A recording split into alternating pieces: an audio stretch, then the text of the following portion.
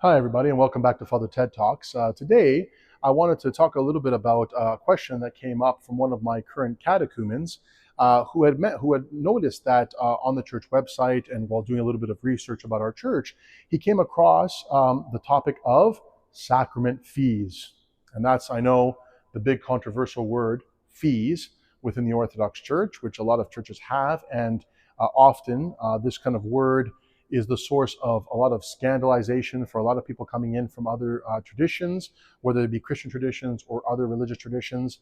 And, he was asking, Father, isn't the faith free? Like, why would you have any type of fee, like either for baptisms or for weddings or for funerals? Like, why is the church charging money, for these types of, sacramentals, these kind of services?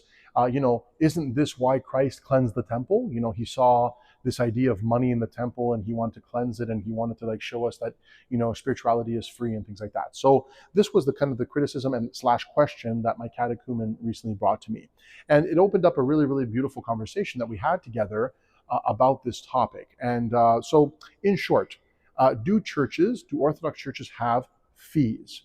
Well, yes and no.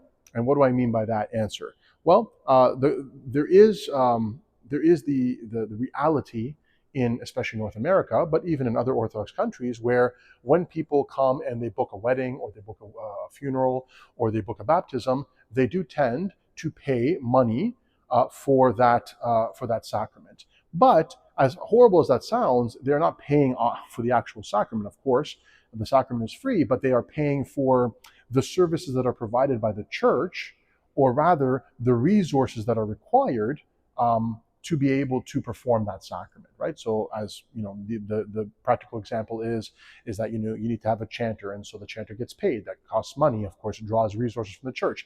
The lights need to be on. That's hydro. Electricity. There's water needs to be used for baptisms.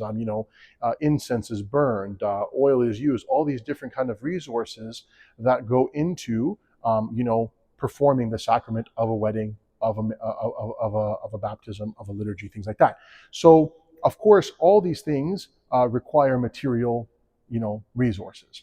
And so the question is, well, where do those resources come from, and who supports the church in its material kind of sustenance?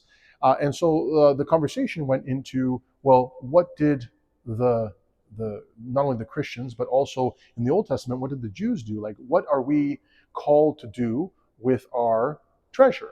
I had done another video, I think it was episode 59, on money in the church, and we kind of started talking about this issue that of course the churches require resources. They require funds, money, which nobody wants to talk about. They require volunteerism. They require talent, people who have different skills and can contribute either by teaching or building or creating or anything. They require all our skills. They require our whole life, our time, our talent, and our treasure. And so in the Old Testament, people were called to tithe. And tithing means that people gave 10% of their annual income to God, right? To their religious institution. And technically that never went away in the New Testament. If we read in the Acts of the Apostles, we see that in the first community in Jerusalem, the Christians were actually sharing everything. They weren't just giving 10%, they were actually giving everything to the community.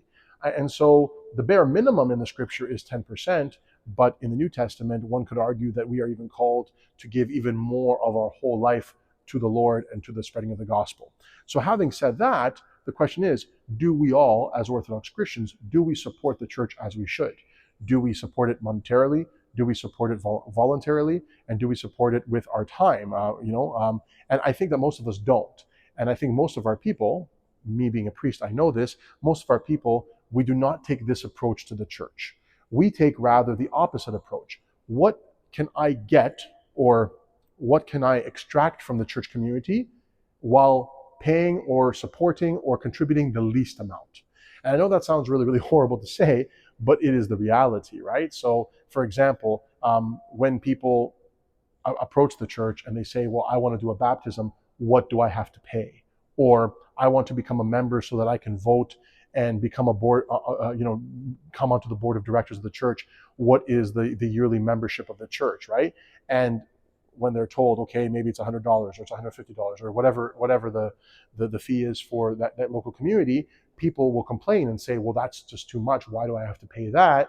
Why don't I pay nothing? So usually the approach that it is that what is the least amount that I can pay to get what I want? Which is a very interesting way of looking at the church, because really we are called to give everything to Christ. And so my conversation with this individual about fees was that, well, the reality and the ideal are not congruent in this situation. The ideal is that all of us should be tithing to the church. And if all of us were tithing in our own way, everybody was giving 10% of whatever they had, from the poorest person to the richest person, the church would have all its financial needs met. It would not have any issues. It wouldn't have to pass a tray on Sunday. It wouldn't have to ask for specific fees for baptisms and weddings and funerals. It wouldn't have to do any of that stuff, because people would just automatically, out of the goodness of their hearts, give for the good maintenance and running of the church, to be able to pay the bills, to keep the doors open, to support the ministry. But because people don't do that, the church often has to resort to this kind of system, especially in North America, of fees and dues and things like that, which doesn't look good and it doesn't sound good, but it's one of those kind of like necessities, or else the church shuts down. And so there's this kind of like balance, which is between people's kind of like automatic and voluntary generosity, and also people's unwillingness to even see that the church has any type of monetary need.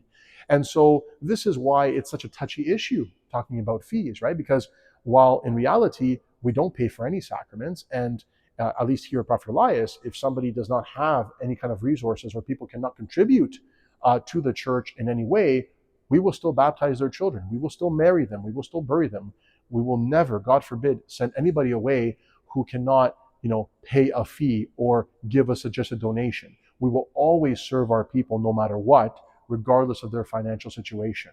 However, we do have the suggested donations. Why? Because people prefer to be told this is what most people will contribute to be able to cover the costs of this particular event that is happening within the church, so the church doesn't go into the red and the doors don't close. And so until we get to that day in the future where everybody sees themselves as a steward of the church, that the church is their home, and that they are obligated and called by Scripture, first of all, and by the Lord, to support the church in much larger ways. Until we get to that point, we are kind of stuck into this kind of situation where the church is humbling itself and asking people for monetary donations, as opposed to expecting people to do it on their own. And this is where sometimes people get scandalized. They say, why should I have a fee for this? Why should I have a fee for that? So of course, the answer is we need to educate ourselves better. Priests need to educate their people, but people also need to educate themselves on what Scripture expects from them. We need to understand what stewardship is, and we need to start tithing to our churches properly, so the churches are not in this difficult position to have to ask and then have these kind of awkward and difficult conversations about money that people don't want to have, and then people feel maybe that the church is trying to exploit them for some way, or whatever the case may be, which of course it's not. Because again, if we look at the finances, and if most parishes, the finances are transparent and they're presented every year at the annual general meetings, people can see exactly how the church is doing, how much it costs to run everything, and how much it actually brings in. And you see that most churches, I can speak here in Canada, most churches are barely breaking even every year, which is a problem, because we are serving so many different people, and some people who barely show up to church, barely contribute in any way, but they are sapping resources from the community. Of course, the community is giving out those resources in a joyful way, in a way that they will never refuse. But there is an imbalance in what are the resources coming in, and what are the resources coming out. So we have to just have some things to think about when we talk about church fees. When we talk about suggested donations, whatever you want to call it, we should call it for what it is. And it is a failure of us as human beings to see the church as our home, and to properly contribute and to fulfill our calling to support our church in every way possible, with our time, our talent, and our treasure. And because of that, we have to resort to these types of formats, which we would like to get rid of in the future when our people are ready to tithe properly and to become stewards of our beautiful communities.